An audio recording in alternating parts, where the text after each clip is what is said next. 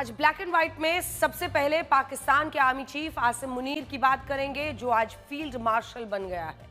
आसिम मुनीर शायद दुनिया का पहला ऐसा फील्ड मार्शल होगा जिसे हारने के बाद प्रमोशन मिला है। उसने बैटलफील्ड में भारत के हाथों मार खाई और खुद पाकिस्तान का फील्ड मार्शल बन गया है। उसे पाकिस्तान की कैबिनेट ने फील्ड मार्शल घोषित नहीं किया, बल्कि उसने खुद को कैबिनेट से फील्ड मार्शल घोषित करवाया है, क्योंकि असली पा तो आसिम मुनीर के हाथों में ही है। लेकिन अब आसिम मुनीर ने अपने लिए ताउम्र इंतजाम कर लिया। आसिम मुनीर को पाकिस्तान में तख्ता पलट करने की कोई जरूरत नहीं है। अब वो बिना तख्ता पलट किए पाकिस्तान का बेताज बादशाह बन गया है। अब पाकिस्तान में प्रधानमंत्री कोई भी रहे, राष्ट्रपति कोई भी रहे, आसिम मुनीर पीछे से सत्ता चलाता रहेगा। लेकिन सवाल है कि क्या आसिम मुनीर ने फील्ड मार्शल बनने के लिए पहलगांव और फिर भारत से युद्ध की पूरी स्क्रिप्ट रची थी? क्योंकि अब तो ऐसा ही लग रहा है कि ये सब कुछ पहले से ही स्पॉन्सर्ड था। ऐसा लग रहा है कि आसिम मुनीर का एक एक कदम पहले से लिखा हुआ था, तय था। वो ये जानता था कि आगे क्या होने वाला है, कैसे होने वाला है और अंत में उसे फील्ड मार्शल कैसे बनना है। तो आज सबसे पहले आसिम मुनीर की फील्ड मार्शल बनने की ही इनसाइड स्टोरी आपको बताएंगे। आसिम मुनीर को फील्ड मार्शल घोषित करने के लिए आज पाकिस्तान कैबिनेट की एक बाकायदा बैठक होती है।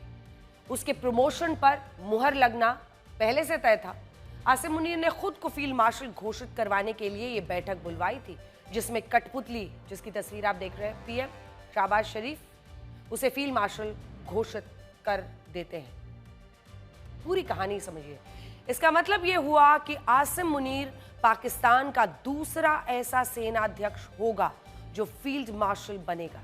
इससे पहले अयूब खान भी फील्ड मार्शल रह चुके हैं। वो 1959 से 1967 तक फील्ड मार्शल थे, लेकिन अयूब खान ने भी खुद को फील्ड मार्शल घोषित नहीं किया था। वो पहले तख्ता पलट करके राष्ट्रपति बने और फिर उन्होंने खुद को फील्ड मार्शल घोषित कर दिया था। यानी ये दूसरे ऐसे फील्ड मार्शल हैं, आर्मी चीफ उनके, जिन्होंने खुद ही अपने आप को फील्ड मार्शल घोषित किया। लेकिन इन्होंने तख्ता पलट के बाद किया और यहां आसिम मुनीर ने तख्ता पलट नहीं करेंगे ये कहकर अपना प्रमोशन करवा लिया। आसिम मुनीर को किस हिसाब से फील्ड मार्शल बनाया, दुनिया यही सवाल पूछ रही है, क्योंकि आसिम मुनीर तो हारा हुआ एक जनरल है। भारत के साथ इस 4 दिनों के युद्ध में उसकी बुरी तरह से हार हुई है। जितने ठिकाने हमने चुने, एक एक ठिकाना ध्वस्त हुआ। जितने ठिकाने उसने चुने, उसके तमाम मिसाइलें और ड्रोन हवा में ही नष्ट हो गए। आसिम मुनीर के बारे में जब से ये खबर आई है, लगातार लोग यही सवाल उठा रहे हैं। जो अपने प्रिय आतंकियों के हेडक्वार्टर्स नहीं बचा पाया, जो भारत से मसूद अजहर के आतंकी रिश्तेदारों को नहीं बचा पाया, जो हाफिज सईद के आतंकवादियों को, ये देखिए बहावलपुर का वो मरकज जहां पर वो रहते थे सारे के सारे आतंकी, कुछ नहीं बचा पाया। जिसके घर में घुसकर भारत ने ब्रह्मोस मारे, जो भारत की मिसाइलें नहीं रोक पाया। सोचिए, भारत ने पाकिस्तान के कई एयर बेसेस तबाह कर दिए, पाकिस्तान के एयर बेसेस से बड़े बड़े गड्ढे कर दिए, और आसिम मुनीर सिर्फ अपनी हार का तमाशा देखता रहा। अब देखिए कितनी बेशर्मी से आसिम मुनीर ने खुद को पाकिस्तान का फील्ड मार्शल घोषित करवा दिया। लेकिन पाकिस्तान तो जाना ही इसीलिए बेशर्मी के लिए जाना जाता है। असल में पाकिस्तान में तो मुनीर के सीवी की कुछ दूसरी खासियतों की वजह से उसे फील्ड मार्शल बनाया गया है। आप भी जानते ही हैं, इतने दिनों से सुन रहे हैं। आसिम मुनीर की सबसे बड़ी खासियत यह देखी गई कि वो भारत से कितनी नफरत करता है। यह देखा गया कि उसे हिंदुओं से कितनी नफरत है। ये दोनों ही खासियतें उसके अंदर मौजूद हैं, बल्कि कूट कूट कर भरी हुई हैं, और ये सबसे बड़ी मुहर उसके प्रमोशन के लिए। आसिम मुनीर की सबसे बड़ी खासियत है कि वो एक जिहादी जनरल है। वो फौजियों को जिहादी मानता है, उन्हें जिहाद ही सिखाता है। आसिम मुनीर की एक और खासियत ये है कि वो पाकिस्तान का एक प्रोफेशनल फौजी जनरल नहीं है, बल्कि मुल्ला जनरल कहलाना चाहता है। पाकिस्तान में उसकी सबसे बड़ी खासियत यह भी देखी गई कि वो कुरान का हाफिज है, यानी कि उसे कुरान कंठस्थ है। आसिम मुनीर के सीवी की एक और खासियत यह भी है कि वो हार का प्रचार जीत के तौर पर करना जानता है। झूठ को सच बताना और सच को झूठ बताना, अपने ही जनता की आंखों में धूल झोंकना, इसमें तो उसको पीएचडी है। अभी पहलगाम हमले से पहले हुई ओवरसीज पाकिस्तानियों के साथ आसिम मुनीर की वो मुलाकात याद कीजिए, जिसमें मुनीर ने क्या क्या कहा था। हिंदुस्तानियों के खिलाफ खूब जहर उगला था। याद कीजिए कैसे आसिम मुनीर ने टू नेशन थ्योरी को सही ठहराया, खुद की कौम को हिंदुओं से ऊपर बताया था। ऐसा लग ही नहीं रहा था कि कोई फौजी जनरल बात कर रहा है, ऐसा लग रहा था कि जैसे कोई पाकिस्तानी मौलाना मस्जिद से खड़े होकर हिंदुस्तान के खिलाफ भाषण दे रहा है। जहर कितना उगलता है ये हिंदुस्तान के खिलाफ। असल में पाकिस्तान में आसिम मुनीर की हालत बहुत खराब थी। वो इमरान खान से दुश्मनी लेकर आर्मी चीफ बना था। आर्मी चीफ बनते ही उसने इमरान खान को सबसे पहले जेल में बंद करवा दिया, फिर ये इंतजाम किया कि इमरान बाहर निकल ही नहीं पाए। फिर क्या मतलब, उसे कोई कठपुतली चाहिए था पीएम के तौर पर। फर्जी तरीके से पाकिस्तान में चुनाव करवाए। उसने पूरी कोशिश की थी कि शहबाज शरीफ को जीत दिलाए। उसे एक ऐसा ही व्यक्ति चाहिए था जिसकी अपनी कोई रीढ़ की हड्डी नहीं हो, लेकिन ऐसा नहीं हुआ। शहबाज को बिलावल की पार्टी के साथ मिलकर सरकार बनानी पड़ी। इसीलिए तो हम कह रहे हैं कि मुनीर ने सब कुछ प्री प्लान्ड किया था। इसके बाद आसिम मुनीर ने सबसे पहले अपने लिए एक्सटेंशन खोजा। उसे शहबाज शरीफ ने 5 से 7 साल का पहले एक्सटेंशन दिया, यानी कि अभी तो 2019 तक आसिम मुनीर कहीं नहीं जाने वाला। लेकिन उसके बाद भी उसे आजीवन पाकिस्तान का आर्मी चीफ रहना था। अगर वो तख्ता पलट करता तो पाकिस्तान पर कई तरह की पाबंदियां लगती। पाकिस्तान को भीख देने वाले जो वेस्टर्न वर्ल्ड के लोग हैं, वो डेमोक्रेसी की बातें खूब करते हैं, वो उनको याद दिलाते हैं, हालांकि अभी उन्हें पता नहीं क्या दिख रहा क्या नहीं दिख रहा, आंखों पर कौन सा चश्मा। इसीलिए उसने तख्ता पलट करने के बजाय खुद को ही फील्ड मार्शल घोषित करवाने का एक प्लान चुना और फिर वो इसमें कामयाब रहा।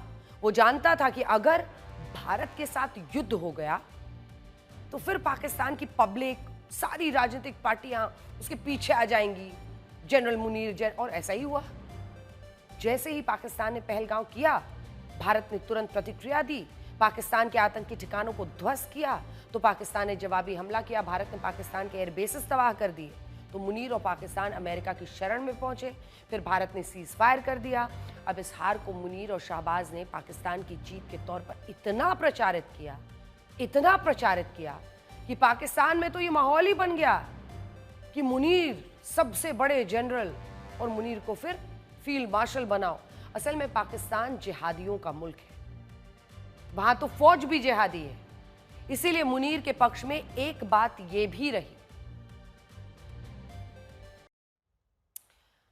पाकिस्तान में एक थ्योरी और चलती है कि नेता और फौजी अफसर वो चाहिए जो कश्मीर की बात करता हो, भले ही वो कश्मीरियों का हो, कश्मीर का कोई भला ना चाहता हो, भले ही वो भारत के साथ तनाव में इन्हीं कश्मीरियों पर गोले बरसाता हो, गोलियां चलवाता हो, ड्रोन से हमले करवाता हो, लेकिन वो कश्मीरियों की और कश्मीर की ऐसी बात करेगा कि पाकिस्तानी खूब ताली बजाते हैं। मुनीर भी तो यही कह रहा था, वो यही कर रहा था। वो पहलगाम से पहले ही कश्मीर की खूब बातें कर रहा था। लेकिन अब देश के अंदर की बात करते हैं। अभी तक कुछ सोशल मीडिया इन्फ्लुएंसर्स सड़क पर आम लोगों से अजीबोगरीब सवाल पूछकर उन्हें रोस्ट करते थे या फिर मजाक उड़ाते थे और खूब उनके व्यूज भी आते थे। या फिर वो किसी रेस्टोरेंट में, किसी ठेले पर जाकर वहां के फूड आइटम की तारीफ वाले वीडियोस डाला करते थे। लेकिन ऐसा करने से उन्हें कोई रोकता भी नहीं था, क्योंकि लोगों को इससे कोई खास परेशानी नहीं थी।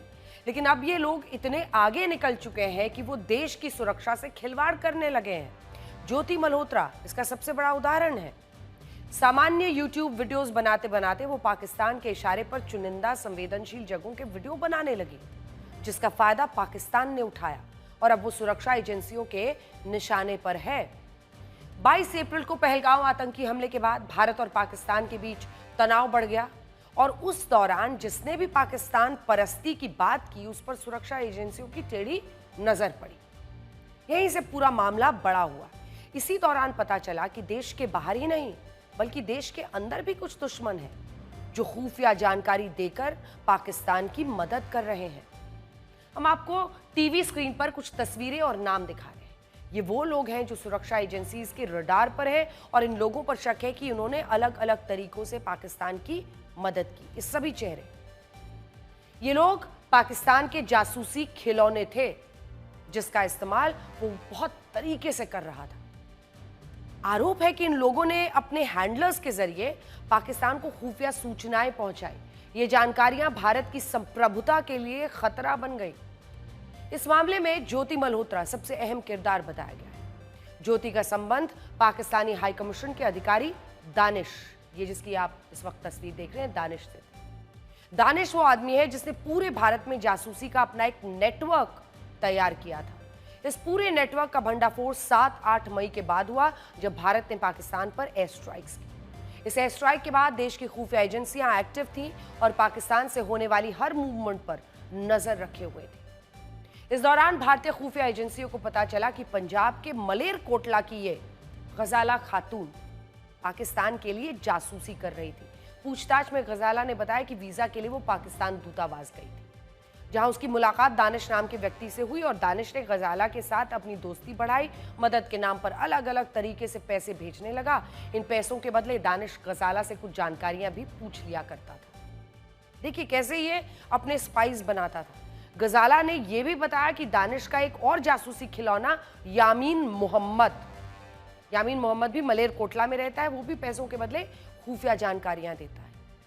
खुफिया एजेंसियों को एक बात पता चल गई कि पाकिस्तान हाई कमीशन का अधिकारी दानिश भारत में अपना एक पूरा जासूसी नेटवर्क चला रहा है। उसके नेटवर्क में मलेरकोटला से गजाला और यामीन मोहम्मद ये दोनों थे। अब खुफिया एजेंसियों को तलाश थी दानिश के नेटवर्क में शामिल अन्य जासूसों की। खुफिया एजेंसियों ने दानिश को ट्रैक करना शुरू किया तो उन्हें पता चला कि उन्हें यूट्यूबर ये जो है ज्योति मल्होत्रा, उससे भी दानिश के संबंध थे। यहीं से ज्योति मल्होत्रा खुफिया एजेंसियों की नजर में आ गई। 10 मई को सीज फायर के बाद दानिश को 24 घंटे में देश छोड़ने का आदेश दे दिया गया और फिर 15 मई को हरियाणा पुलिस ने हिसार से इस ज्योति मल्होत्रा को गिरफ्तार किया। पुलिस के मुताबिक ज्योति मल्होत्रा के मोबाइल फोन से भारत की संवेदनशील जानकारियां दानिश को भेजी गई थीं। खुफिया एजेंसियों ने एक के बाद एक कई गिरफ्तारियां की। आज आपको हम ये भी बताना चाहते हैं कि पाकिस्तान के जासूसी खिलौने देश के लिए एक ऐसा खतरा है जो हमारे आपके बीच भी मौजूद हो सकते हैं, शायद आपको खबर तक ना हो। पाकिस्तान के लिए जासूस करने वाले ये लोग सामान्य जिंदगी जीने वाले लोग होते हैं।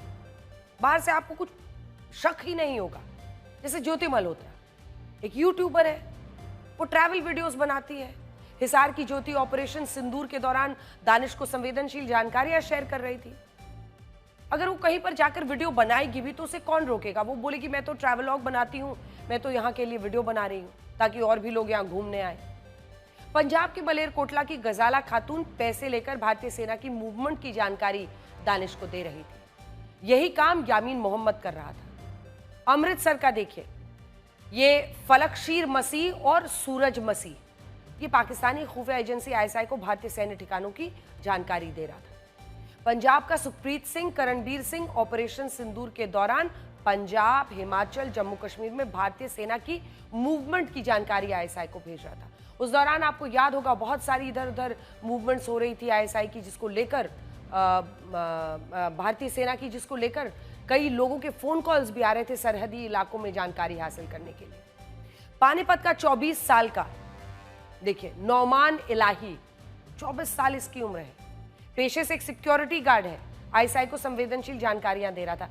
कैथल का 25 साल का युवक है देवेंद्र सिंह, स्टूडेंट है, वो आईएसआई को पटियाला कैंप में होने वाली गतिविधियों की तस्वीरें भेज रहा था। नूह का 26 साल उसकी उम्र है, अरमान सोशल मीडिया के जरिए आईएसआई को भारतीय सेना के गतिविधियों की जानकारी भेज रहा था। नूह के रहने वाले शहजाद तो पेशेवर अपराधी है, वो सीमा पार से होने वाली तस्करी में शामिल रहा है, वो पाकिस्तान को भारत से जुड़े संवेदनशील जानकारी दे रहा था। अब आइए यूपी के रामपुर का शहजाद, वो ये पाकिस्तान से तस्करी करता है, आईएसआई को भारत के बारे में खुफिया जानकारी दे रहा था। अब आप सोचिए कि 2 पेशेवर तस्करों के अलावा बाकी जितने भी लोग इस जासूसी में शामिल हैं, 24 से 34 साल, 24 to 34 इयर्स, युवा थे।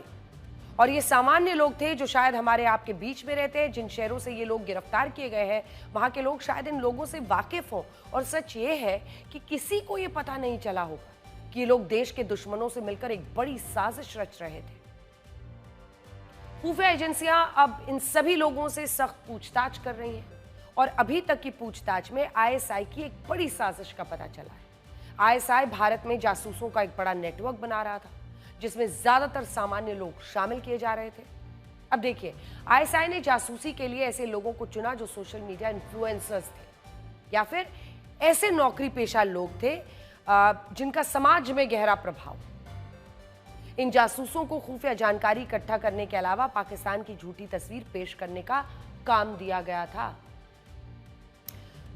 यूट्यूबर्स को फंसाने के मामले में आईएसआई का पहला और सबसे अहम टारगेट ज्योति मल्होत्रा थी। देखिए, या तो वो यूट्यूबर्स थे या फिर ट्रैवलॉग्स बनाते थे, सिंगल औरतें थी। अगर आप देखिए, सोशल मीडिया इन्फ्लुएंसर्स हो, जासूसी के लिए खास लोगों को वो चुनता था। ये मोडस ऑपरेंडाई है पूरा इस शख्स का, जिसका नाम दानिश था।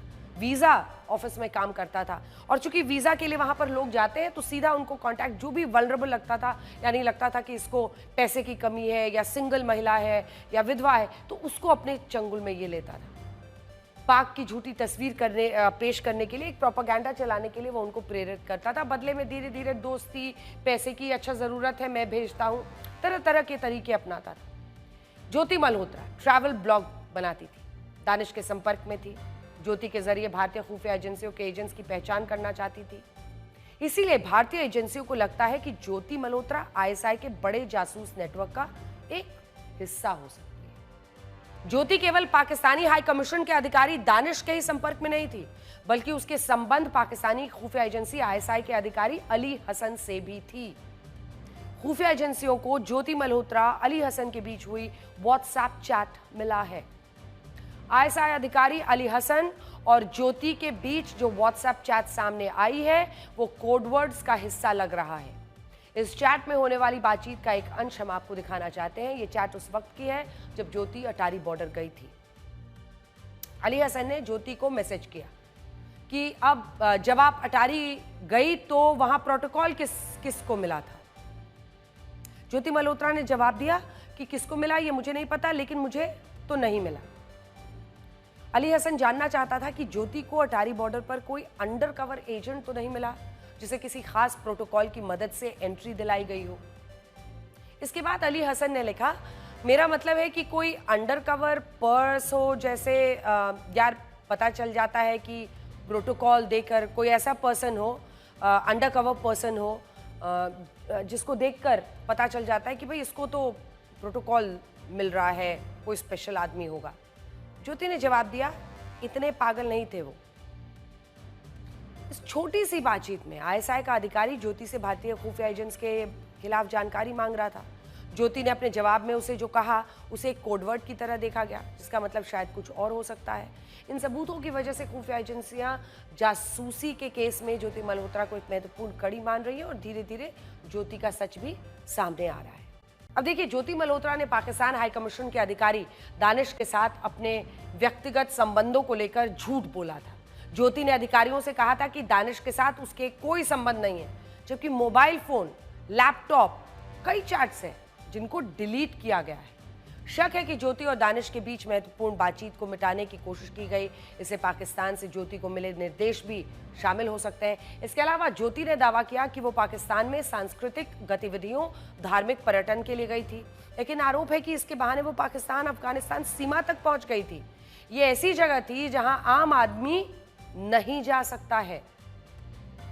ज्योति मल्होत्रा ने अपने YouTube चैनल पर साल 2022 में पहली बार पाकिस्तान दौरे का एक वीडियो शेयर किया जिस पर मिलियंस में व्यूज आए, लेकिन उसके बाद किसी और शहर का या किसी और देश का बनाया गया उसका ट्रैवल ब्लॉग नहीं चल पाया।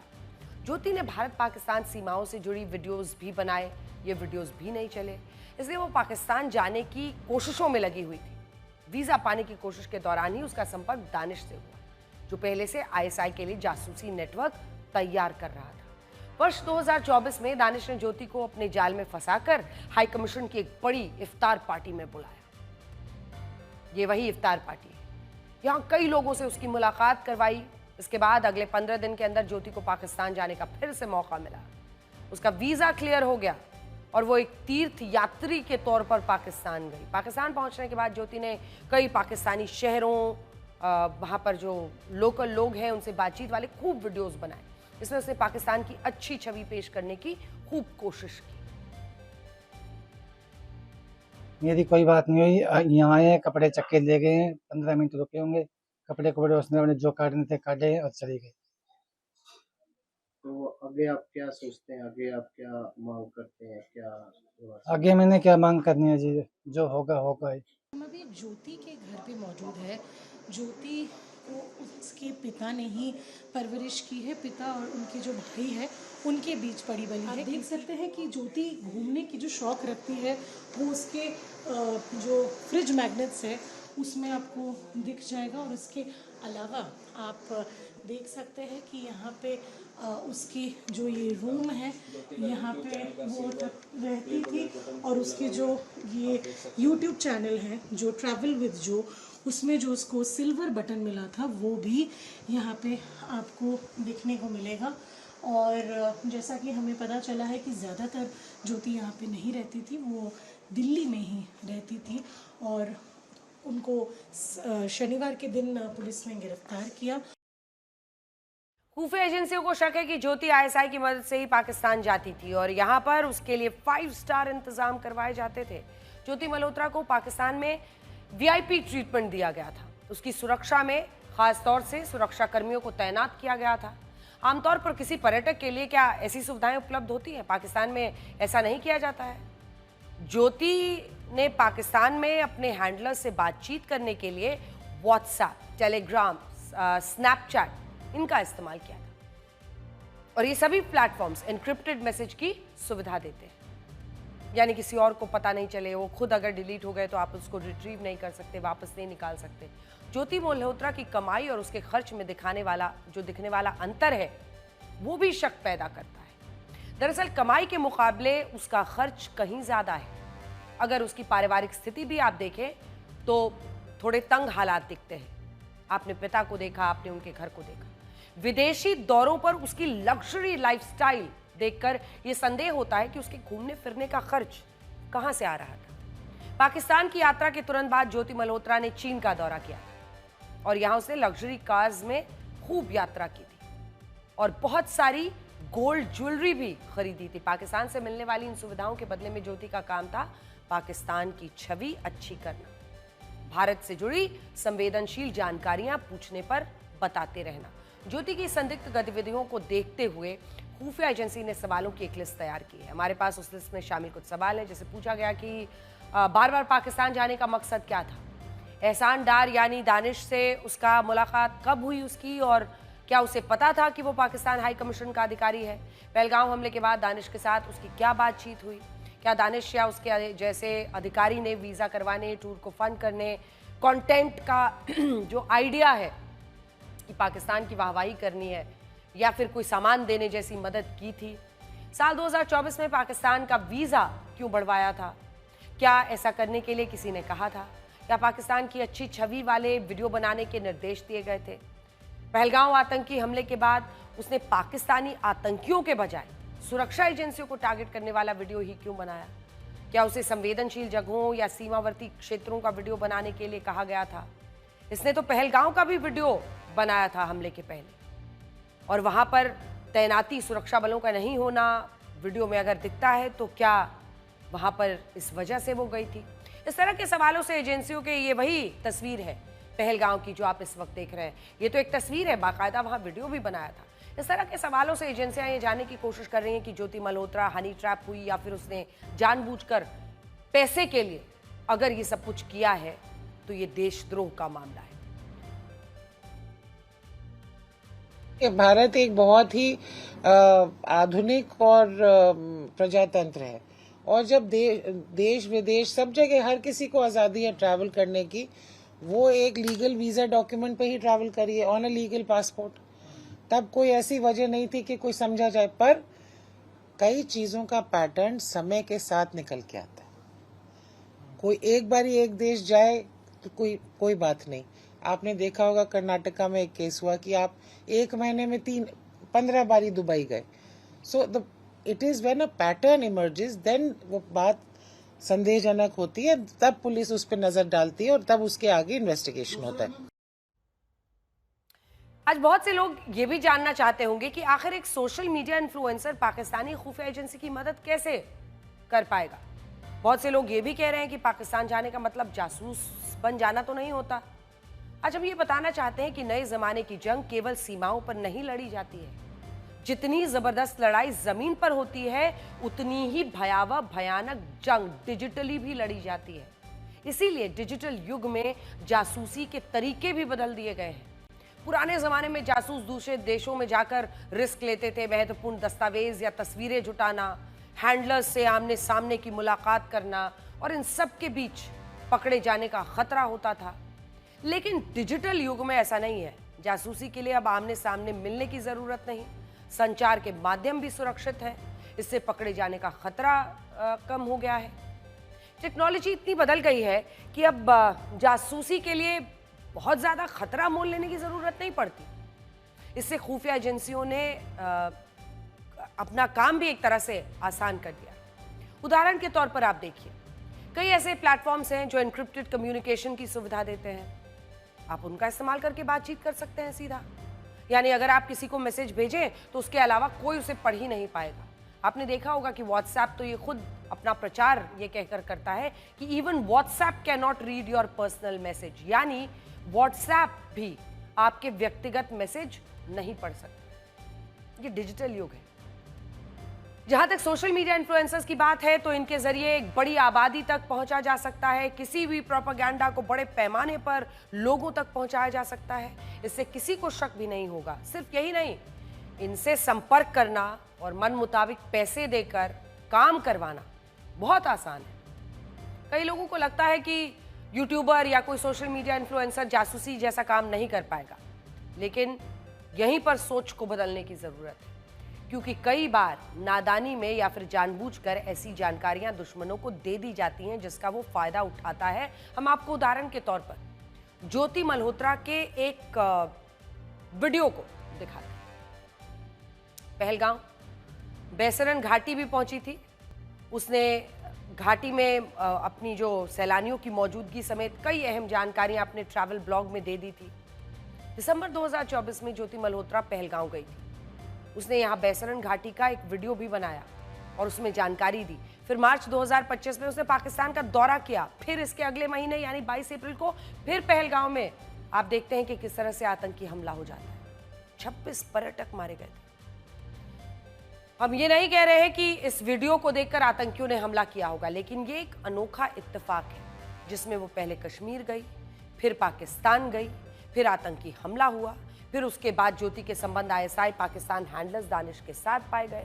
वो खुलकर भारत सरकार पर सवाल खड़े करती है, लेकिन पाकिस्तान के खिलाफ कुछ नहीं कहती है, जबकि यूट्यूब इन्फ्लुएंसर है, पहलगांव गई थी। इससे आप समझ सकते हैं कि रेकी के लिए किसी पाकिस्तानी जासूस को पहलगांव जाने की जरूरत नहीं पड़ी होगी, बल्कि ये सारा काम अगर आप देखें तो पाकिस्तान के इशारे पर एक सोशल मीडिया इन्फ्लुएंसर भी आराम से कर सकता है। सच ये है कि वीडियो ब्लॉगिंग के नाम पर सोशल मीडिया इन्फ्लुएंसर्स की पहुंच हर जगह होती है। कहीं भी आप कैमरा खोल सकते हैं, रिकॉर्डिंग शुरू कर सकते हैं, बिना किसी संदेह के सैन्य ठिकाने, संवेदनशील क्षेत्रों में जाकर वो इसे वीडियोस बनाते हैं। अगर वाकई वो स्पाइंग कर रहे हैं पाकिस्तान के लिए, तो अपने हैंडलर्स के निर्देशों पर ये जासूस इन्फ्लुएंसर किसी भी जगह की खास जानकारियां इकट्ठा कर सकते हैं, दुश्मन के काम आ सकती है। ये लोग अपनी वीडियो की जियो टैगिंग करके उसकी लोकेशन भी शेयर कर सकते हैं और कोड वर्ड्स के जरिए अपनी मैसेज भी ये पहुंचा सकते हैं। उदाहरण के तौर पर किसी सैन्य ठिकाने की सुरक्षा में कितने सैनिक हैं, उनके पास कौन सी बंदूकें हैं, कितनी राउंड गोलियां हैं, इसकी जानकारी एक सामान्य से वीडियो में दी जा सकती है। और यही नहीं, जियो टैगिंग से उसकी लोकेशन भी बताई जा सकती है। इन वीडियोस के आधार पर दुश्मन देशों के लोग बारीक से बारीक चीजों का विश्लेषण करके एक हमले की योजना बना सकते हैं। ऐसा पहली बार नहीं है कि जब किसी सोशल मीडिया इन्फ्लुएंसर को दुश्मन देश की जासूसी करने के आरोपों में पकड़ा गया। इससे पहले भी ऐसी ही एक घटना रशिया में साल 2020 में हुई थी। रशिया के सोशल मीडिया इन्फ्लुएंसर आंद्रे पायस पर देश की संवेदनशील जानकारी साझा करने का आरोप लगा था। आंद्रे ने, जिसकी तस्वीर आप देख रहे हैं, आंद्रे ने रशिया के एक सैन्य ठिकाने की वीडियो बनाई थी, जिसमें उसने बंकर्स, रडार स्टेशंस, सबकी तस्वीरें ली थी। इसके बाद आंद्रे को उसकी इस हरकत के लिए गिरफ्तार कर लिया गया था। इसीलिए अगर आप जाने अनजाने सैन्य ठिकानों की तस्वीरें लेते हैं या सेना की मूवमेंट का वीडियो बनाते हैं, ये समझ लीजिए आप भी अपने देश को खतरे में डाल सकते हैं। अगर आप ये सब कुछ किसी के निर्देश पर करते हैं तो फिर आपको संभलने की जरूरत है। आपको ये भी समझना होगा कि अगर कोई जानबूझकर ऐसी बातें आपसे पूछ रहा है तो वो दरअसल जानकारी इकट्ठा कर रहा है। वहीं पर फुल स्टॉप, नंबर ब्लॉक। बहरहाल इन सब पर तो हमारी नजर है ही कि ये मामला कैसे आगे बढ़ता है, छानबीन में क्या निकलता है। लेकिन अगली खबर का रुख करते हैं। साउथ एशिया में इस वक्त शतरंज की बिसात बिछी हुई है और दुनिया के बड़े बड़े खिलाड़ी इस बाजी में उतरे हुए हैं। दुनिया के किसी भी हिस्से में जब कोई संघर्ष, युद्ध या तनाव होता है तो बड़े प्लेयर्स के लिए भी एक बड़ा मौका होता है। इस वक्त साउथ एशिया में भारत और पाकिस्तान भिड़े हुए हैं। दोनों के बीच 4 दिनों का एक युद्ध हो चुका है। हालांकि फिलहाल सीजफायर है, लेकिन अंदेशा यही है कि कभी भी फिर से दोनों के बीच युद्ध हो सकता है। अगर पाकिस्तान आतंकी हमला करेगा, भारत मारेगा। और इसीलिए अमेरिका, चीन जैसे बड़े खिलाड़ी इस वक्त साउथ एशिया में लगातार अपनी शतरंज की चालों को चल रहे हैं। अमेरिका तो पूरी दुनिया में यह डंका पीट रहा है कि उसने भारत पाकिस्तान का यह युद्ध रुकवा दिया, और अब चीन युद्ध विराम के बाद की कूटनीति में एक बड़ी भूमिका निभाने की कोशिश कर रहा है। चीन पूरी तरह से ये कोशिश कर रहा है कि वो अफगानिस्तान और तालिबान, जो अफगानिस्तान के तालिबान है और इधर पाकिस्तान की आपस में दोस्ती करवा दे। तो उसकी कोशिश है कि तालिबान और पाकिस्तान, जो डिफरेंसेस बीच में आए थे, क्योंकि अफगानिस्तान ने तो खुलकर कह दिया कि आतंकी घटना गलत है। अफगानिस्तान अपने काबुल नदी पर डैम के लिए सहायता लेकर जल्दी से बना रहा है, जिससे एक बड़े इलाके में पाकिस्तान में पानी की कमी होगी। लेकिन चीन क्या चाल चल रहा है? शी जिनपिंग का दिमाग दौड़ रहा है और वो चाहता है कि तालिबान और पाकिस्तान के बीच में वो फिर से दोस्ती करवा दे। इसलिए दोनों देशों के विदेश मंत्रियों की बीजिंग में मुलाकात करवा रहा है। इसके साथ ही भारत को घेरने के लिए चीन बांग्लादेश के मोहम्मद यूनुस के साथ भी कई तरह की चालें और साजिशें रच रहा है।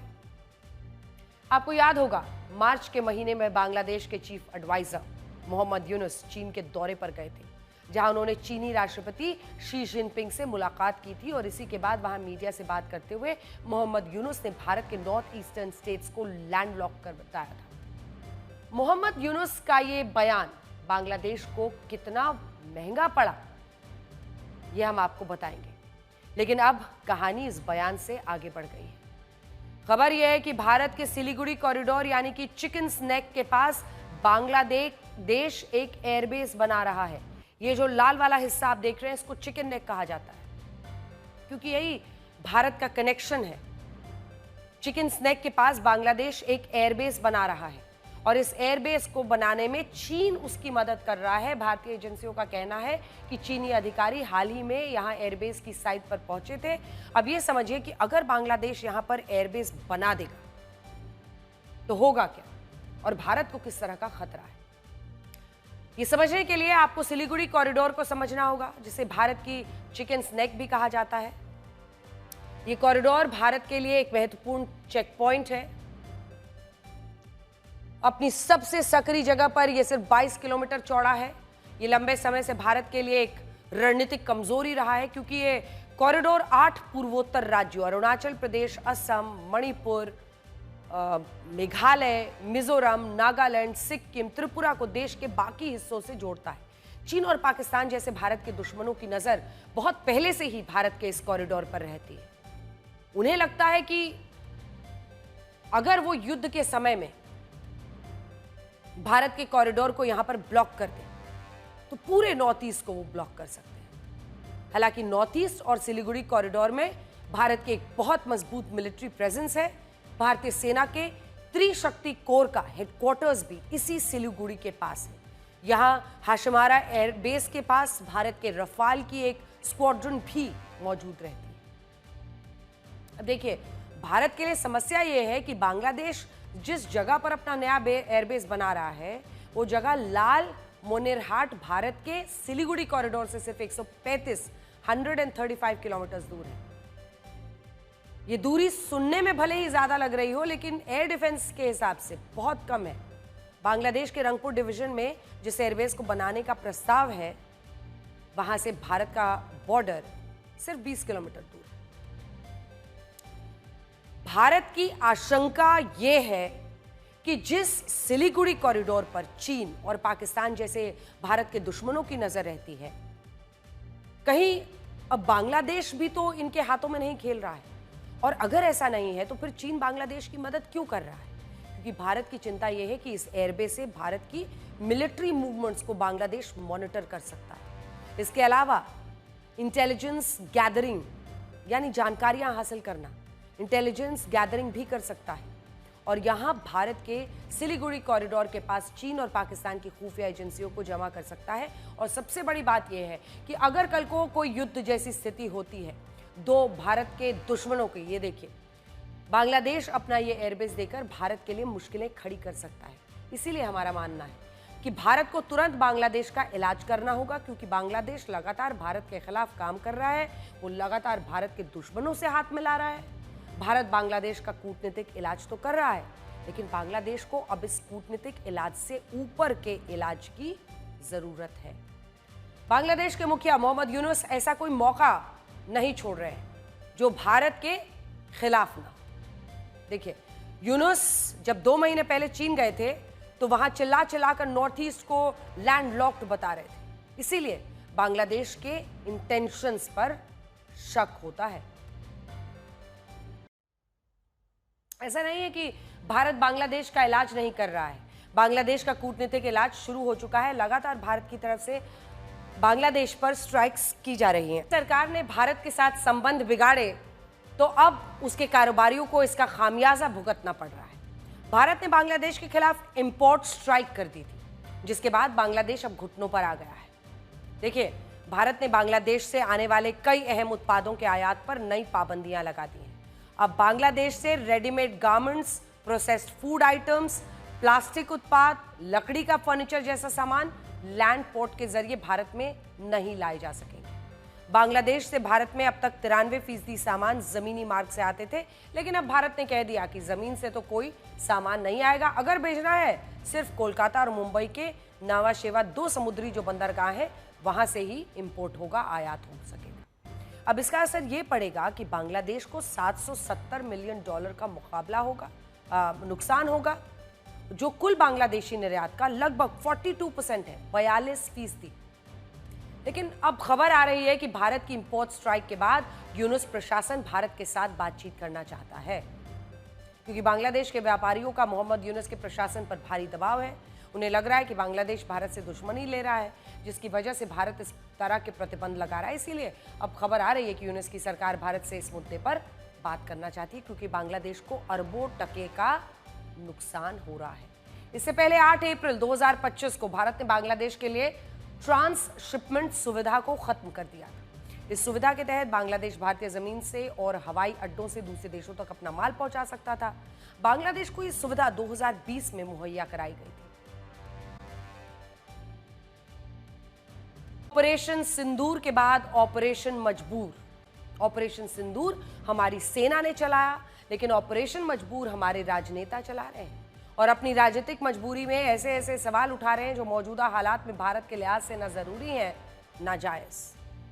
राहुल गांधी पिछले 4 दिन में 2 बार विदेश मंत्री एस जयशंकर पर निशाना साध चुके हैं। 17 मई को राहुल गांधी ने एस जयशंकर के एक बयान का जिक्र किया, जिसमें वो कह रहे हैं कि हमने पाकिस्तान को कह दिया था कि उसने सैन्य ठिकानों को निशाना नहीं बना रहे, इसलिए वो इससे दूर रहे। राहुल गांधी ने पूछा कि इसकी वजह से हमने कितने लड़ाकू विमान खो दिए। 19 मई को उन्होंने फिर से सवाल दोहराया, विदेश मंत्री की चुप्पी को लेकर सवाल खड़े किया। हालांकि ये सवाल बाद में आए, लेकिन इनके जवाब पहले ही सेना दे चुकी है। We did attempt to reach out and communicate our compulsions to strike at the heart of terror to my counterpart in the immediate wake of Operation Sindoor.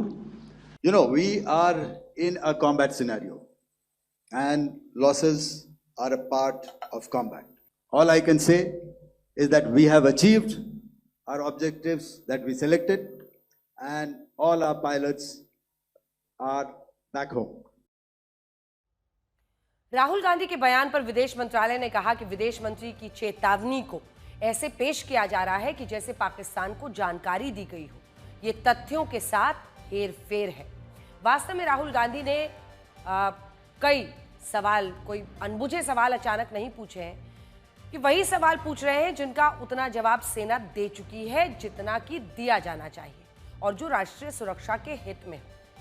लेकिन जो राष्ट्रीय सुरक्षा के हित में हो वो राजनीति के हित में हो, ऐसा जरूरी नहीं है। इसीलिए अब राहुल गांधी वो सवाल दोहरा रहे हैं जो उनकी राजनीति के हित में है, भले ही अब पाकिस्तान इन सवालों का फायदा उठा रहा हो, क्योंकि अब राहुल गांधी के सवालों को पाकिस्तान अपने ड्रोन की तरह खूब उछाल रहा है। ऑपरेशन सिंदूर पर सवाल उठाने वाले बयान पाकिस्तान में खूब चल रहे हैं। वो नाम भले गलत उच्चारण कर रहे हो, लेकिन उनके भाव बिल्कुल स्पष्ट हैं।